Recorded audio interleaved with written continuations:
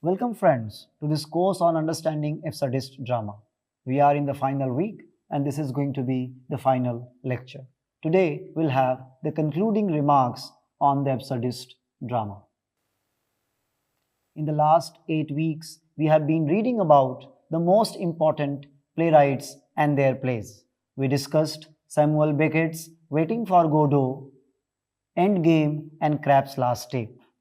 We discussed Eugene Ionesco's The Bard Soprano, The Chairs and Rhinoceros. We also moved into the menacing theatrical world of Harold Pinter's The Room, The Caretaker and The Birthday Party. You would also remember that in the fourth week, we discussed John Jeunes, The Maids and the Balcony, Jean-Paul Sartre's No Exit, Albert Camus, Caligula and Arthur Adamov's Ping Pong. We also discussed Edward Albee's The Jew Story and Tom Stoppard's Travesties and Rosencrantz and Guildenstern Are Dead. In this week, we have been discussing Badal Sarkar's Evam Indrajit and John Fosse's Someone is Going to Come and The Guitar Man. On the basis of reading of these plays, what do you conclude? What is the absurd drama all about? What are its major philosophical propositions? And what are some of its most important theatrical techniques? Today in our class, we'll have a recap on what we have done so far. You already know that the word absurd literally means out of harmony. It refers to ridiculousness of human life. It signifies the futilities of human endeavor and inevitability of death. On this basis, you can safely argue that the absurd philosophers and the playwrights are primarily concerned with existentialism. They are debating what is the nature of existence. You would remember our discussion of Sartre's famous essay, Existentialism is a Human. You would also remember that in that essay, Sartre argues that existence precedes essence. What Sartre means by this?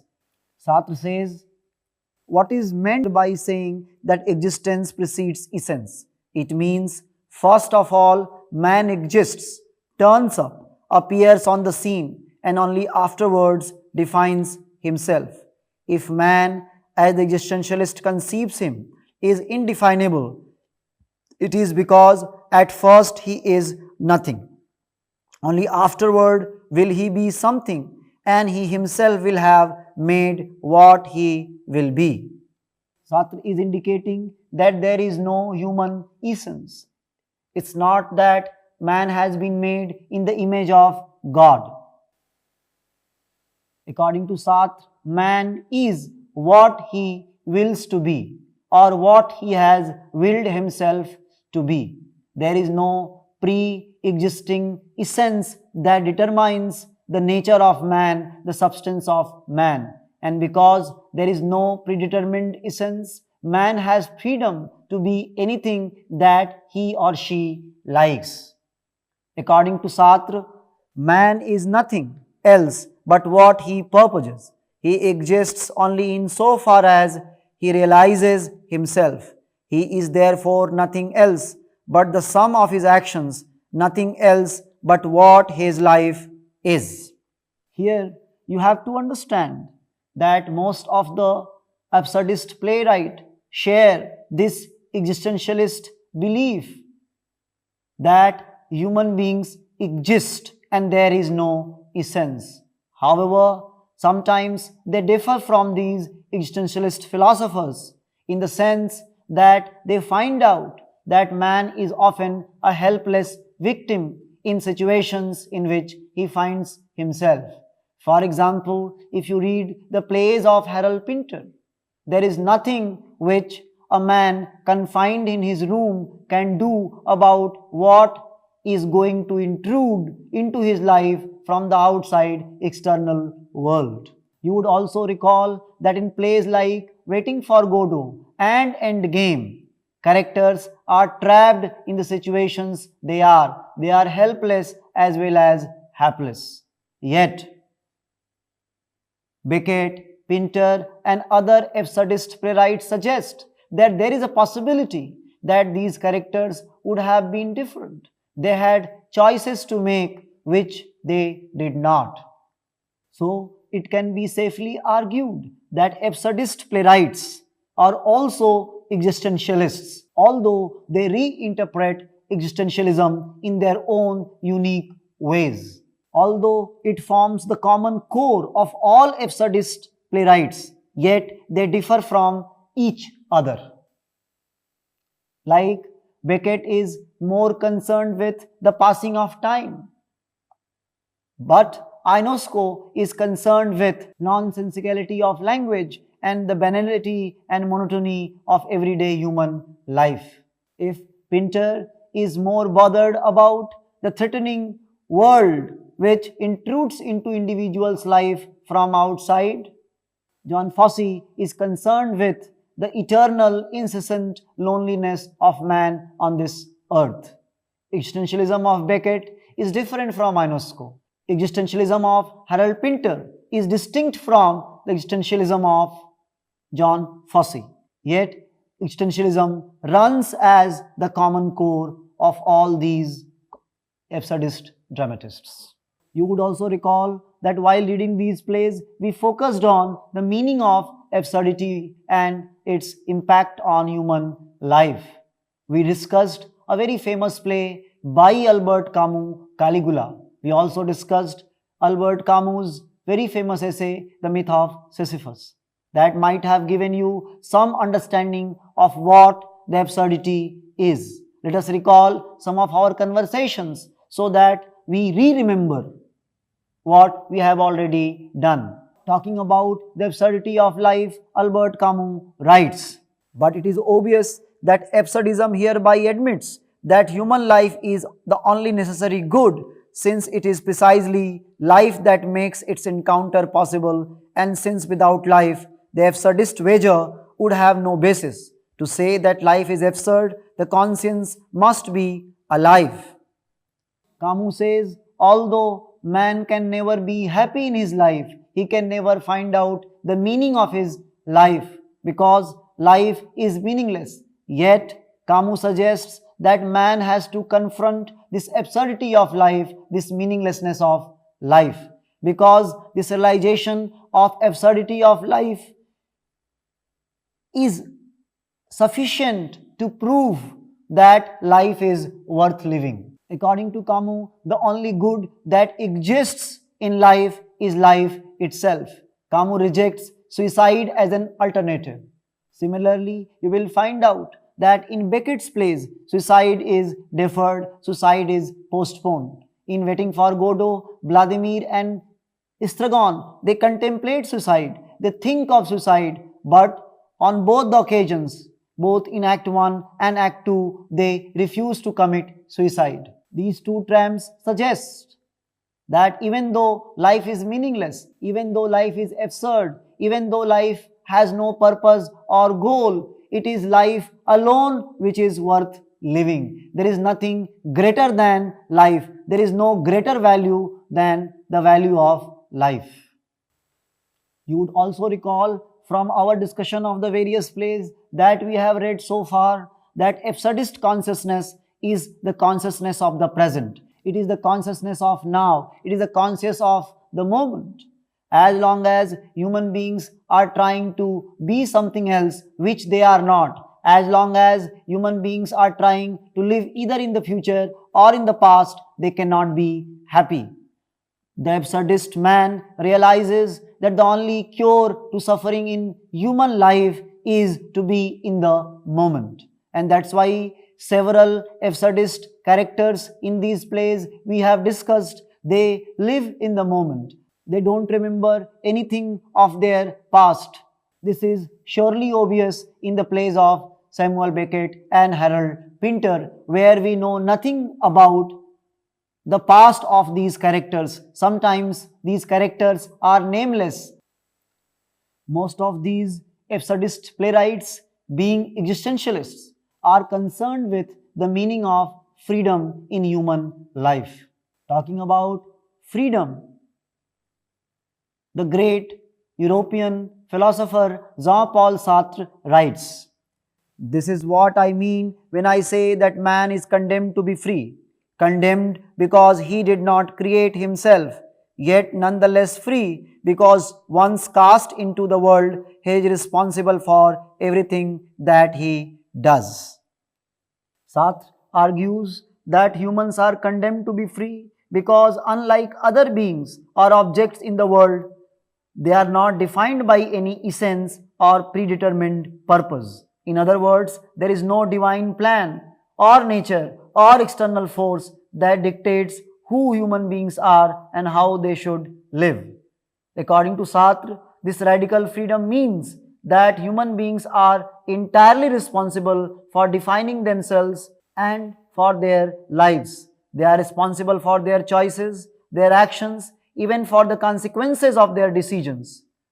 And that's why this total freedom is often burdensome, because it forces them to confront reality that we cannot rely on external structures like religion, societal norms, or traditions to dictate our behavior or give our lives some meaning. Sartre's idea of freedom is also essentially linked to his notion of bad faith. We had discussed the concept of bad faith while reading his play No Exit. You would remember in the play, there are characters who are not only deceiving others, they are deceiving themselves. So what bad faith implies? Bad faith is the act of deceiving oneself to escape the responsibility of the freedom. Sartre argues that the concept of freedom comes with anxiety and anguish. Since human beings have no fixed nature or destiny, they are faced with existential challenge of constantly creating meaning for themselves in a world that has no meaning. For Sartre, true freedom lies not in bad faith but in authenticity, which means fully acknowledging and embracing one's freedom and taking responsibility for one's actions and one's choices. Authenticity involves rejecting the comfort of conforming to external roles or norms and instead living in a way that is true to one's own desires and values. Sartre says, freedom is condemned because once we are aware of it, we can no longer ignore it. We cannot avoid making choices, and each choice defines us as individuals. We are condemned to face the consequences of our choices and to continue choosing even though we know that our existence has no inherent meaning. Devaluation of language is another important feature of the absurdist drama. You would remember Samuel Beckett saying that every word is an unnecessary stain on silence and nothing. But Samuel Beckett has also said that words are all that human beings have.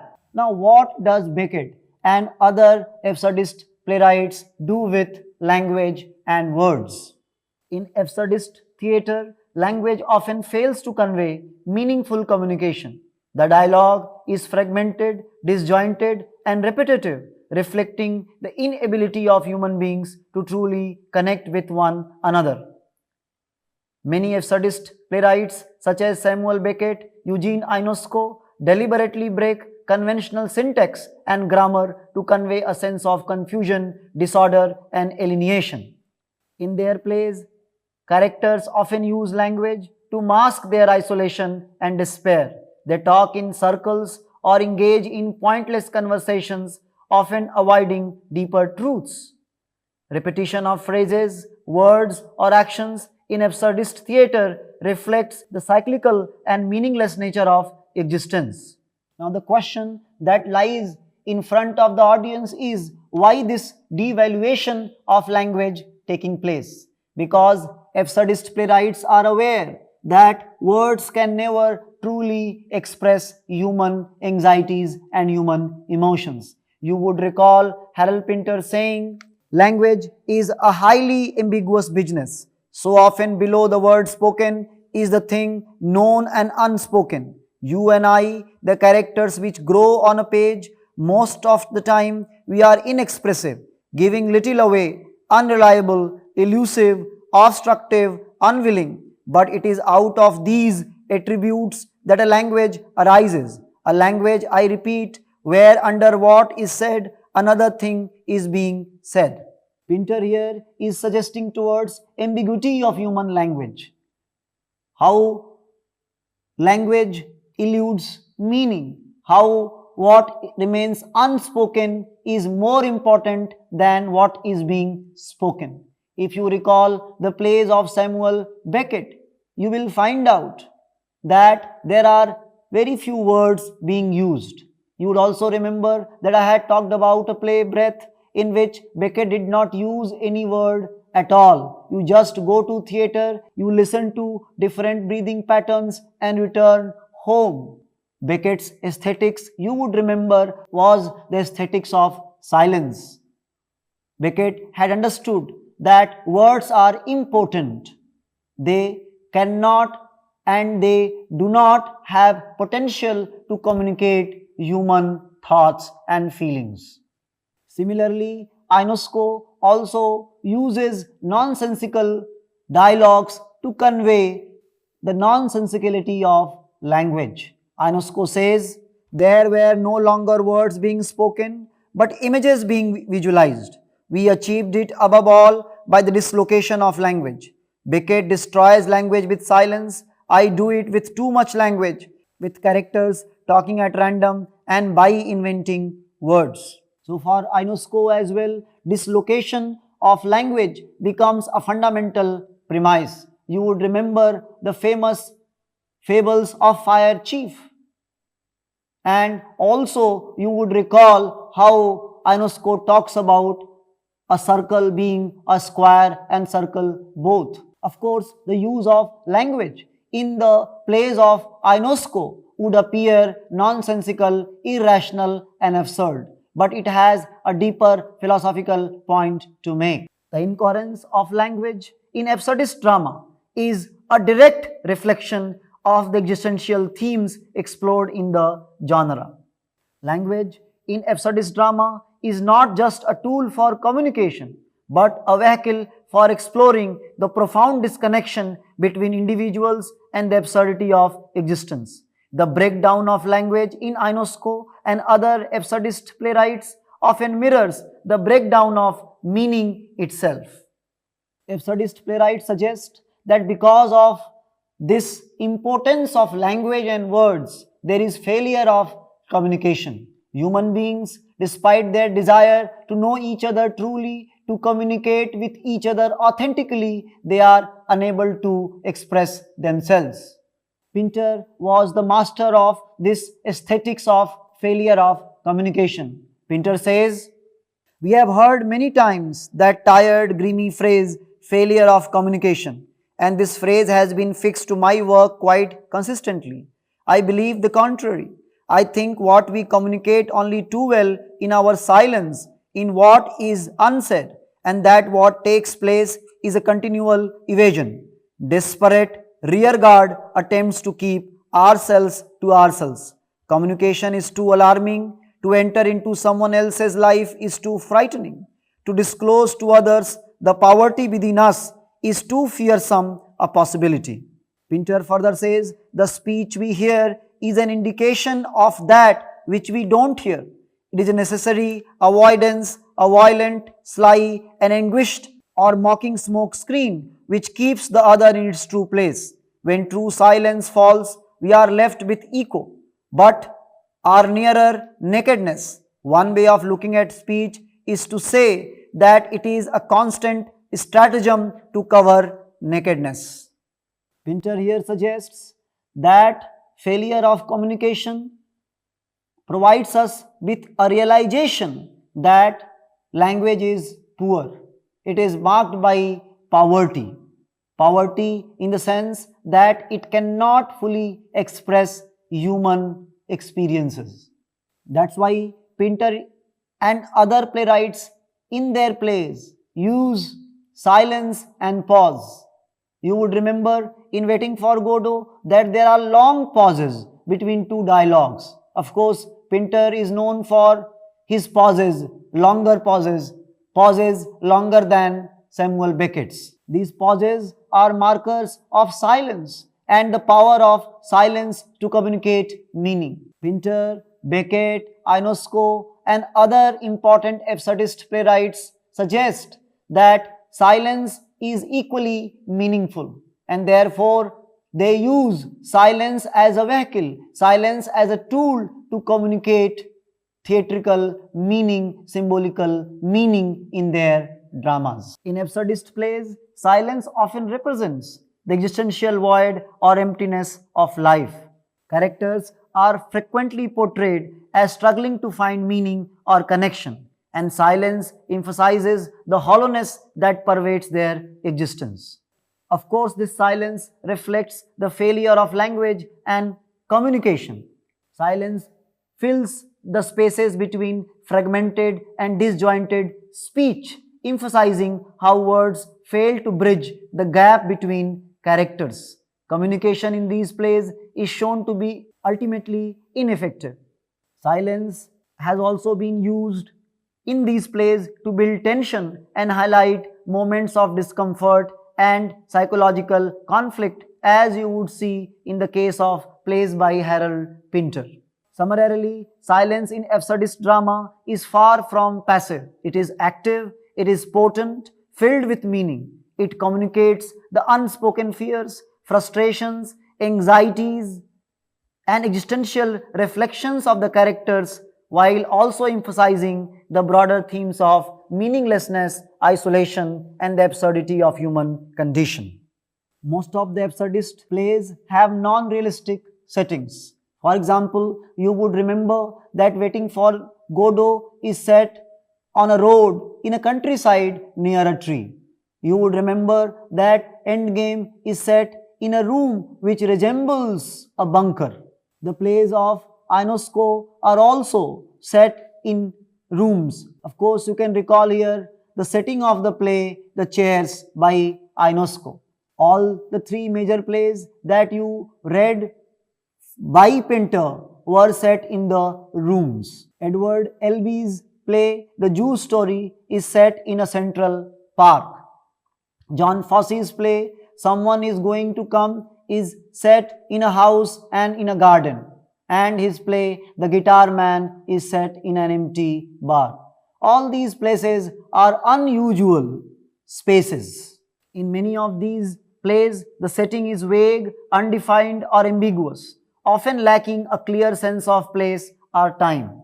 This indeterminacy reflects the uncertainty and disorientation inherent in the absurdist worldview.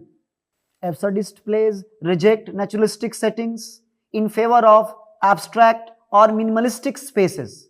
The stripped down environments reflect the play's focus on existential themes rather than on realistic representations of everyday life.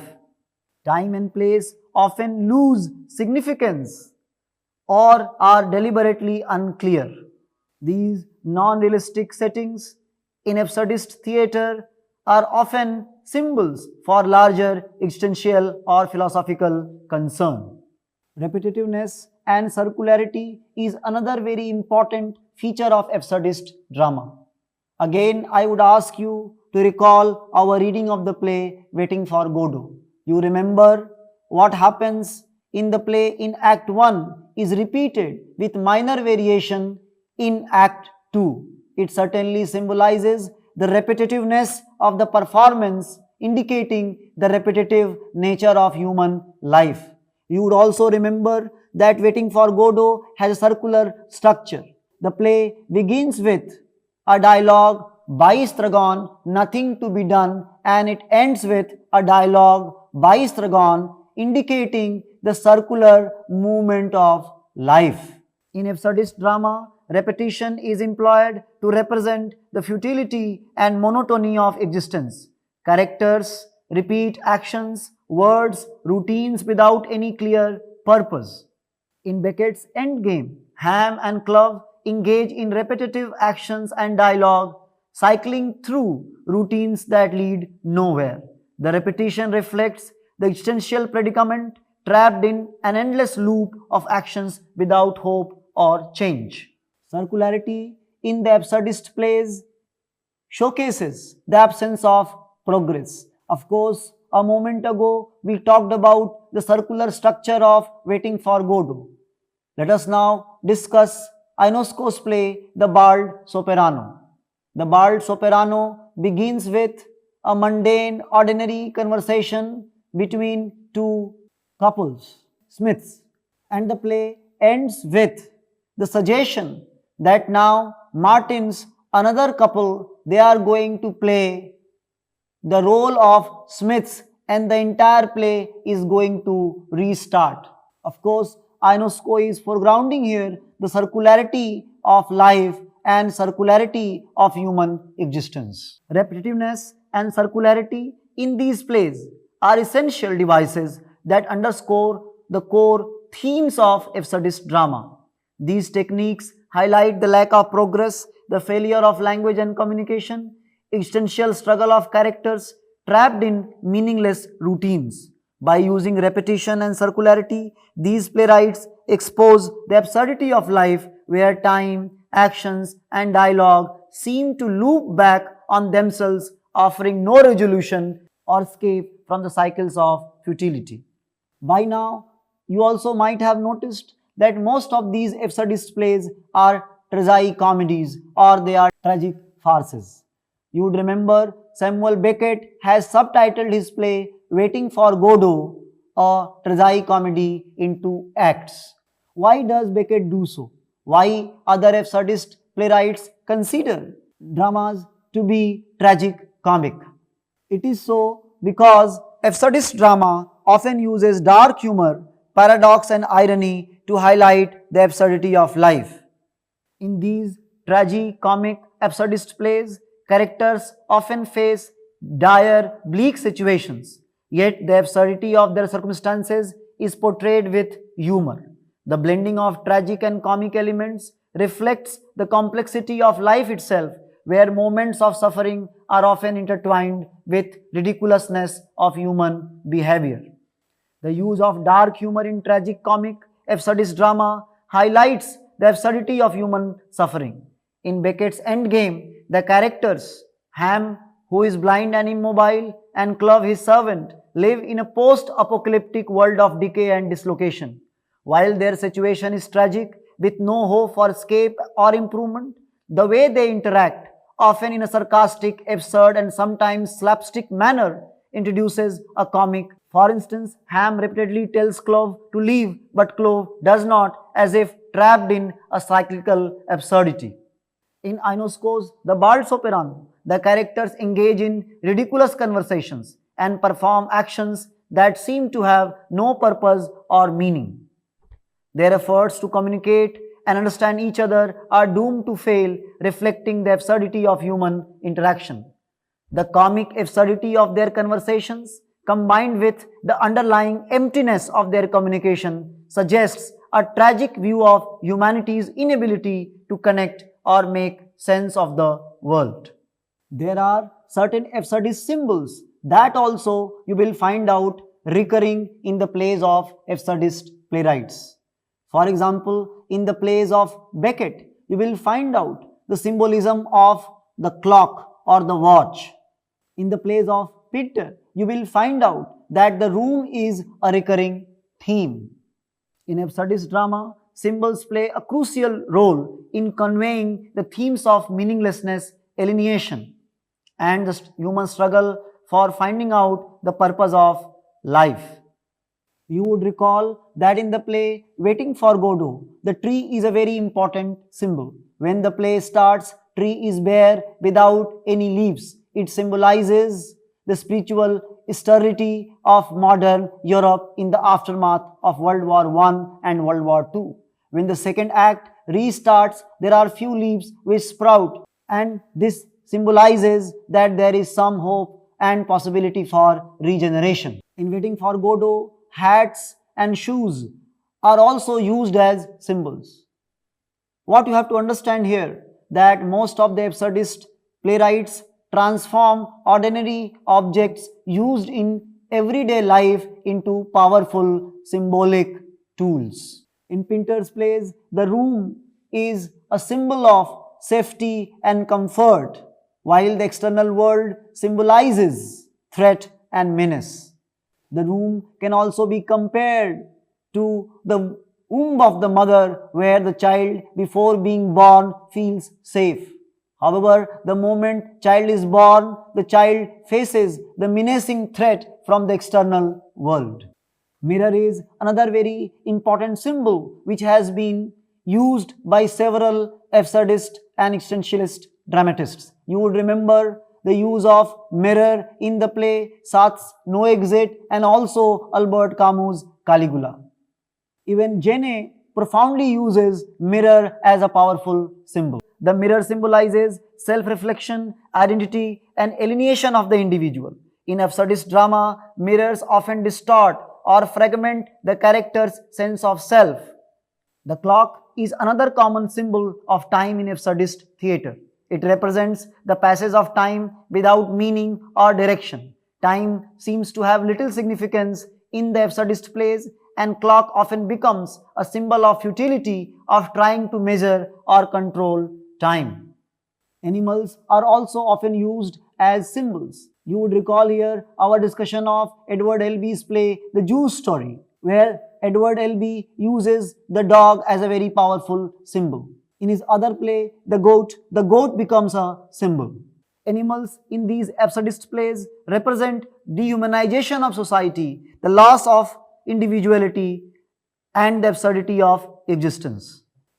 In Rhinoceros, the rhinoceros symbolizes the mindless conformity of society. The characters' transformations into rhinoceroses suggest the loss of humanity and individual thought in the face of societal pressure. So let us conclude now our discussion on the absurdist theatre by finding out some major theatrical innovations that these absurdist playwrights did. Of course, you would recall that these absurdist dramatists were influenced by avant-garde movements such as Dadaism, Surrealism, epic theatre, theatre of cruelty, and they borrowed and incorporated major elements from all these important avant-garde movements. You will find out that Tom Stoppard is reappropriating Dadaism in his play Travesties. You will find out Adamov, Jene and others are using Expressionism of August Strindberg.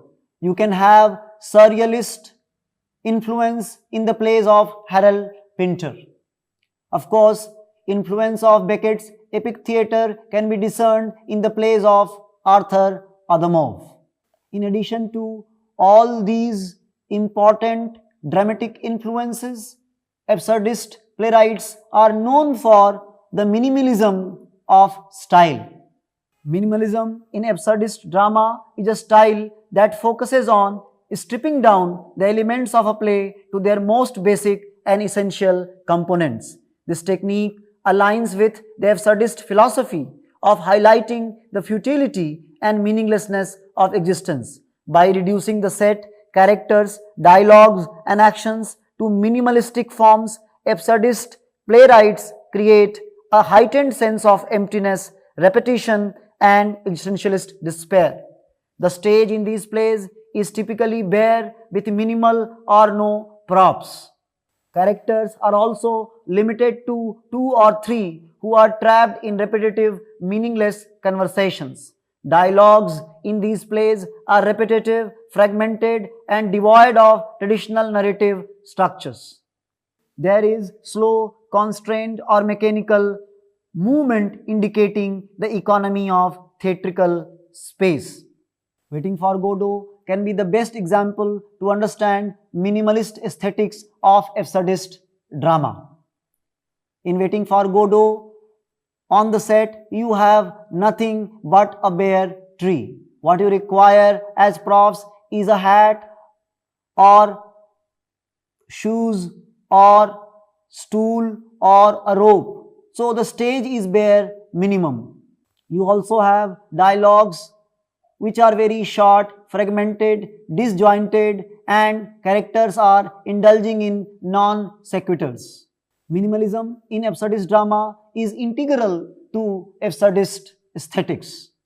These plays are also marked by nonsensical dialogues, and there is use of physical comedy through pantomime gestures and postures, as you can clearly recall from our discussion of the play Waiting for Godot.